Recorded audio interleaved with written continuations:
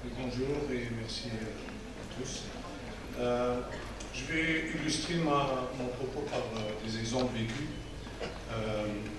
J'ai travaillé dans une entreprise qui appartenait à Framatome, qui était au bord de la crise dans le domaine de la connectique, parce que Framatome ne finançait plus de la R&D, et qui a été acheté par un fonds d'investissement américain. Il a mis 300 millions d'euros et il est sorti 5 ans après par 5 milliards de dollars. Et ça parce qu'on a mis en place tout un process pour gérer l'innovation et l'engineering dans les domaines de transformation industrielle.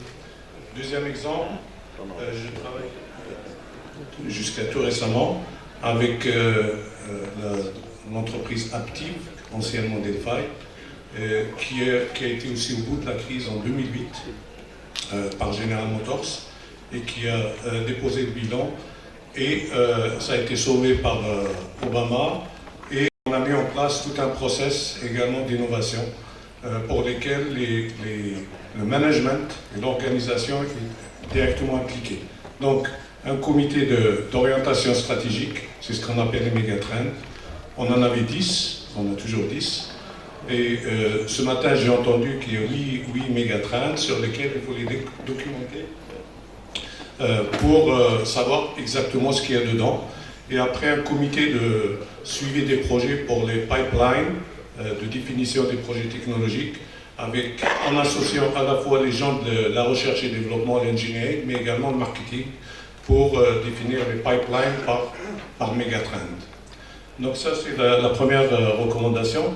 Ensuite, on va passer à la partie donc management. Ça, c'est vraiment, ça a été dit précédemment, c'est gérer la R&D pour pouvoir en extraire de la valeur. Deuxième partie, c'est l'incitation fiscale. L'incitation fiscale, on en a parlé également, pour promouvoir la R&D dans les entreprises.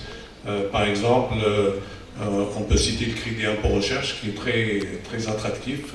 Dès que vous avez des projets qui sont labellisés d'ailleurs par le ministère de la Recherche, vous avez à peu près 30 à 35% de financement sur l'aspect fiscal.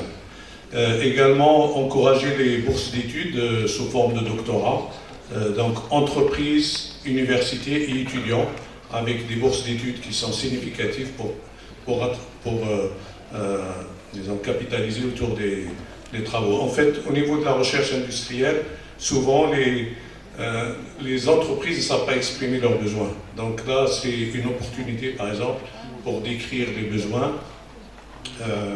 Et également, je donne un exemple, par exemple, des travaux sur la théorie de Hertz, pour permettre, on a les seuls à avoir un outil aujourd'hui, parce qu'on a travaillé avec un laboratoire, pour rajouter à la théorie de Hertz l'aspect distribution électrique. C'est un exemple. Donc, aucune capacité interne qui permettrait de le faire sans le support de l'université. Également, ce qu'on fait aussi, c'est l'embauche d'un ingénieur, un docteur qui vient d'être diplômé et qui fiscalement revient à 0 salaire pour l'entreprise. Donc, c'est entièrement financé par les pouvoirs publics. Je dirais également, c'est promouvoir les capacités universitaires au niveau régional. Par exemple, à chaque fois que je suis allé en Pologne, un peu partout dans le monde, la priorité des industriels, les patrons d'usines, c'est de présenter les capacités universitaires autour d'eux. Et c'est quelque chose qui est remonté au niveau de management pour asseoir et créer une dépendance, parce que si on fait que de la fabrication, aujourd'hui c'est insuffisant, c'est le moment peut-être d'attirer aussi des entreprises par des capacités, des capacités en termes de R&D. Dites-moi si je suis encore... Oui. Je suis en retard. Donc j'ai fait par écrit mes recommandations, Madame Alamine, c'est Ilyas Ezaoui, donc merci beaucoup. Il y a d'autres recommandations, mais... Merci beaucoup. شكرا دكتور مصطفى زين الدين.